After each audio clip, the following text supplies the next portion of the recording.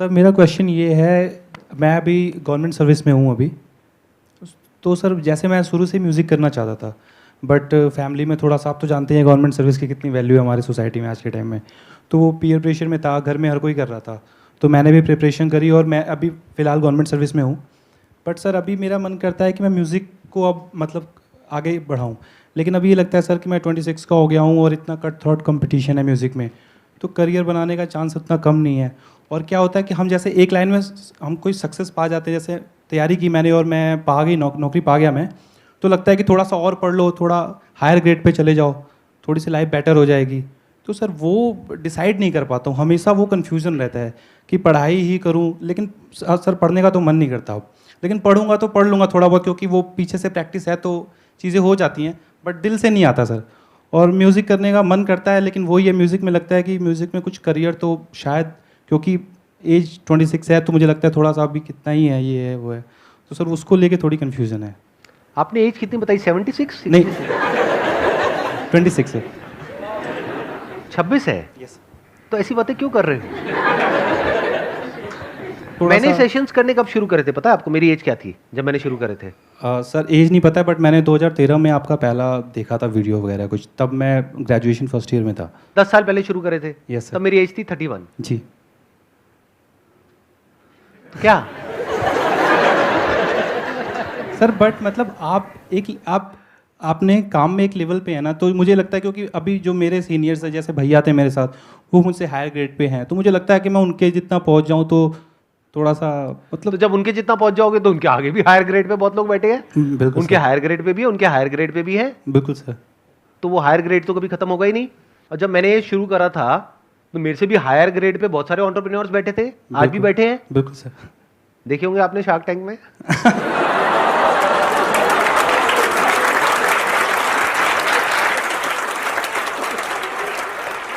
आज भी अगर मेरे को हायर लेवल पे जाना हो तो मैं आप लोगों के साथ में टाइम खराब क्यों कर रहा हूँ? Definitely sir. हायर लेवल पे जाने के लिए बहुत कुछ है मेरे पास में। बिल्कुल सर। मेरे पास में ना तो कोई प्राइवेट जेट है, ना कोई हेलीकॉप्टर है, एक सिंपल सी लाइफ है। अभी मेरे पास में आए थे कुछ दिन पहले और उन्होंने अप्रोच किया था मेरे को एक इलायची की ऐड के लिए। मेरी वीडियोस तो देखते नहीं है, क्योंकि ऐसे लोग जो इस तरह की चीजें बेच रहे हैं, आपको क्या लगता है मेरी वीडियोस देखते होंगे? तो उन्होंने अप्रोच किया मेरे को इलायची की ऐड के लिए, और बड़े अकड़ करके बात कर रहे थे एक ऐड एजेंसी के थ्रू कि वो भी तो कर रहा है, वो क्या इससे बड़ा हो गया क्या? ऐसा कौन सा बहुत बड़ा सुपरस्टार हो गया? कितने पैसे लेगा वो? मैंने ऐड एजेंसी वाले को मैंने बोला, मैंने कहा एज इट इज बोल पाओगे जो मैं बोलूंगा? कहते कोशिश करेंगे। मैंने उसको बोला भाग यहाँ से।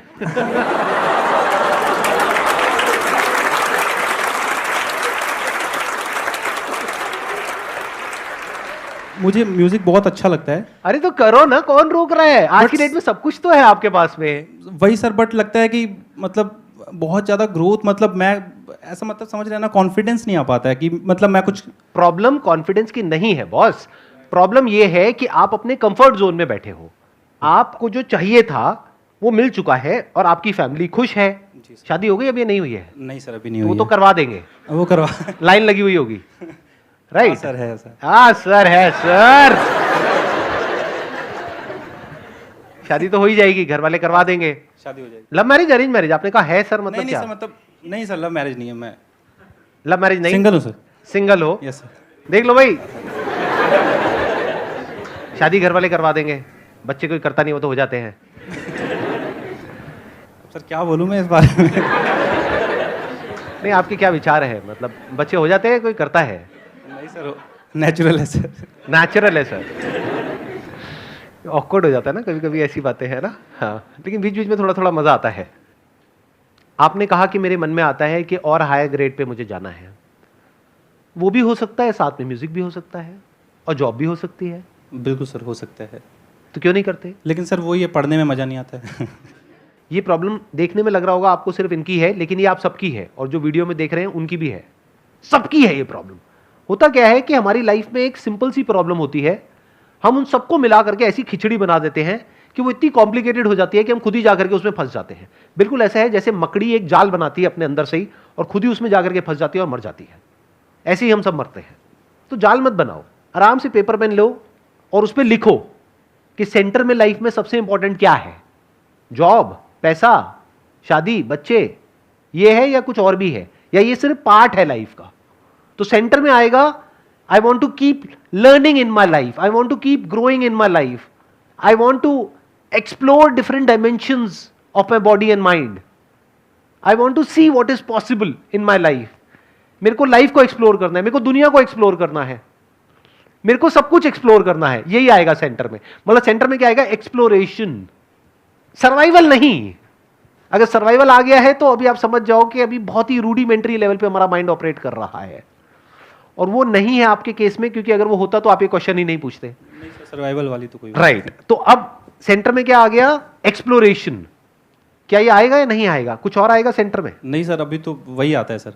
और एक ना जैसे लोनलीनेस बहुत, मतलब एक लगता है कि जैसे कुछ लाइफ में पर्पस नहीं बचा, अब तो बड़ा ना अजीब सा लगता है सर। ये एक बहुत बड़ा लेसन है आप सबके लिए, यहां पर जो बैठे हैं और जो वीडियो में देख रहे हैं।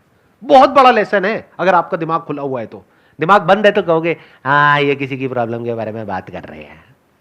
अरे घोचुओ, ये किसी और की प्रॉब्लम के बारे में बात नहीं हो रही है, आपकी प्रॉब्लम के बारे में बात हो रही है। पूछो कैसे? आप में से कितने हैं जो गवर्नमेंट जॉब की या किसी भी एंट्रेंस की तैयारी कर रहे हैं? ये है आपका फ्यूचर। ऐसे कितने लोग हैं इंडिया में? करोड़ों।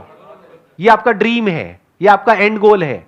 तो क्या समझ आ रहा है इस बात से कि वहां पर पहुंचने के बाद भी ऐसा नहीं है कि लाइफ सेट हो जाती है, बहुत सारी चीजें तब भी करना बाकी रह जाती है। मैं सही कह रहा हूं, गलत कह रहा हूं? ये तो है। ये है ना? बिल्कुल सर। उस टाइम यही लगता था ना 5 साल पहले कि अगर ये हो गया तो पता नहीं क्या हो जाएगा।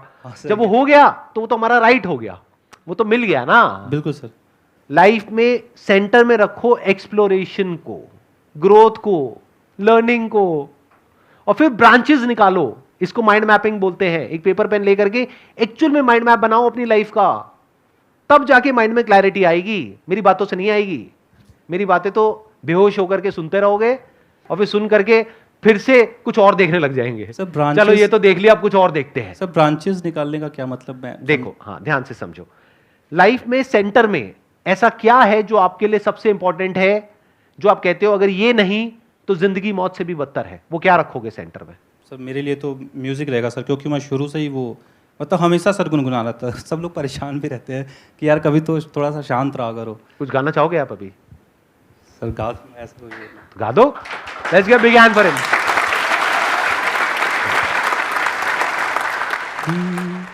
चेहरा है या चांद खिला है, जुल्फ घनेरी शाम है क्या, सागर जैसी आंखों वाली, ये तो बता तेरा नाम है क्या। बहुत अच्छा गाया आपने। तो आपने सेंटर में रखा म्यूजिक को। यस। तो जॉब किस लिए है? सर्वाइवल के लिए सर। सर्वाइव क्यों करना है? क्योंकि हम जो हमारा सेंटर है वो उस चीज को हम कर पाए। राइट। कि आपके अंदर जो म्यूजिक है उसको आप एक्सप्रेस कर पाए। क्योंकि अगर म्यूजिक अंदर ही रह गया तो उसका कोई फायदा है? नहीं सर। नहीं है ना? नहीं सर। तो बाहर आना चाहिए ना। और सर मैंने कहीं लाइन भी पढ़ी थी कि मतलब आपका जो टैलेंट है ये आपकी जिम्मेदारी है कि आप इसको बाहर निकालो, ये किसी और की अरे रिस्पॉन्सिबिलिटी। बहुत टैलेंट जमीन के नीचे दबे हुए हैं, जल गए हैं। सर अब आपको देखना है कि उस टैलेंट का क्या करना है। अब उससे क्या मिलेगा क्या नहीं मिलेगा उसको छोड़ दो ना। मिल तो गया ना आपको। वहीं अटक जाता है सर। अरे वैसे भी ये सोचो, मिल तो गया ही है। बिल्कुल सर। जॉब तो मिल ही गई है, पैसा मिल ही गया है। बिल्कुल sir. Now why music? Because this is the centre of your life. अब इसके साथ में सब कुछ जोड़ो। सेंटर में आ गया म्यूजिक, आपकी लाइफ के सेंटर में। मेरी लाइफ का सेंटर अलग है। बिल्कुल सर। मेरी लाइफ का सेंटर पॉइंट है एक्सप्लोरेशन। बिल्कुल sir. I want to explore everything in life, the entire universe. खुद की जो बॉडी है, माइंड है, रिलेशनशिप्स है, लाइफ है, ये है, वो है, प्यार है, मोहब्बत है, जुनून है, फितूर है, जोश है, पागलपन है, ये है, वो है। मेरे को सब कुछ एक्सप्लोर करना है। ये आ गई मेरी लाइफ। आपकी लाइफ के सेंटर में क्या आया? म्यूजिक। जी सर। तो अब आप जॉब कर रहे हो ताकि वहां से पैसा आए। पैसे से क्या होगा? पेट भरेगा। अब अगर वाइफ आप कोई ढूंढ रहे हो अपने लिए, घर वालों के लिए, मतलब घर वालों के लिए, घर वाले मेरे लिए भी। घर वाले मेरे लिए भी। घर वाले आपके लिए वाइफ ढूंढ रहे हैं, तो अगर वहां भी आप ये कंडीशन लगा दो कि उसका म्यूजिक में इंटरेस्ट होना चाहिए तो फिर सर मिलना ही मुश्किल है। नहीं। क्यों मुश्किल क्यों है? ये मुश्किल कहां से आ जाता है वर्ड? मतलब सर आसान है, उसमें मुश्किल क्या है? जिसकी हॉबी हो सिंगिंग, जी सर।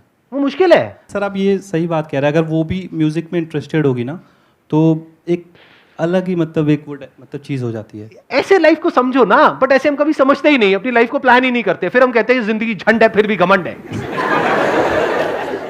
लाइफ को कभी समझते ही नहीं है कि मेरे लिए लाइफ में इंपॉर्टेंट क्या है, मेरी लाइफ में सेंटर पॉइंट पे क्या है, कुछ नहीं, बस ऐसे ही चले चले जा रहे हैं। दुनिया ने बोल दिया कि हाँ तुमको ये एंट्रेंस क्रैक करना है तो करना है जी, अब ये काम करना है तो करना है जी, घर आ गए जी, खाना खाना है जी, खाना बनाने वाली भी होनी चाहिए जी, ये भी होना चाहिए जी, वो भी होना चाहिए, बच्चे भी होने चाहिए जी, बच्चे भी हो गए जी, अच्छा बच्चों को क्या करवाना है, बच्चों को भी वही करवाना है जी। ये लाइफ है, जिए भी नहीं भी जिए तो उससे फर्क क्या पड़ रहा है? तो अगर इस दुनिया में आए हो तो एटलीस्ट ये देखो कि अपने अंदर क्या है जो हिडन है। बिल्कुल जैसे कोयले के अंदर डायमंड होता है लेकिन उसको निखारना होता है। तो अभी आपने जो गाया वो अच्छा था, बट और अच्छा हो सकता है बिल्कुल सर, वो जानते हैं। आने वाले 1 साल में, 2 साल में, 5 साल में, राइट? अगर प्रैक्टिस करते रहे तो दिन में 1 घंटा लगना है। उसके साथ साथ में अगर आपको और तैयारी करनी है आगे नेक्स्ट लेवल पे जाने के लिए अपने करियर में, वो भी कर लो, वो कौन रोक रहा है? दिन को डिवाइड कर दो ना। बट सर पता क्या है, जब मैं म्यूज़िक करता हूँ ना तो फिर मेरा कुछ और मन नहीं करता है। तो मत करो। हाँ वो बिल्कुल, वो एकदम उसमें वो इंडल्ज हो जाता हूँ मैं बहुत Right. ज़्यादा। तो और ज्यादा क्लैरिटी आ गई। लाइफ में 2 चीजें क्लियर होनी जरूरी है, एक के क्या करना है और उससे भी इंपॉर्टेंट क्या नहीं करना है। तो आपकी बातों से ये क्लियर हो रहा है कि आपके लिए अब इस पॉइंट पे पैसा या नेक्स्ट लेवल इतना इंपॉर्टेंट नहीं है। वो तो आप अगर काम अच्छे से करोगे तो आपकी प्रमोशन होने के चांसेस बहुत ज्यादा है। तो अब अगर आपने म्यूजिक को सेंटर में रख दिया और अपनी लाइफ के हर एस्पेक्ट को उससे जोड़ दिया, तो लाइफ कैसी हो जाएगी आने वाले 2-3 साल बाद? बेहतरीन सर। इसको विजन बोलते हैं, इसको बोलते हैं प्लानिंग। ऐसे लाइफ को प्लान करना होता है। हम प्लानिंग का मतलब क्या समझते हैं? Family planning. लड़की देखने गए हैं, तुम्हें कितने बच्चे चाहिए? सिर्फ 2।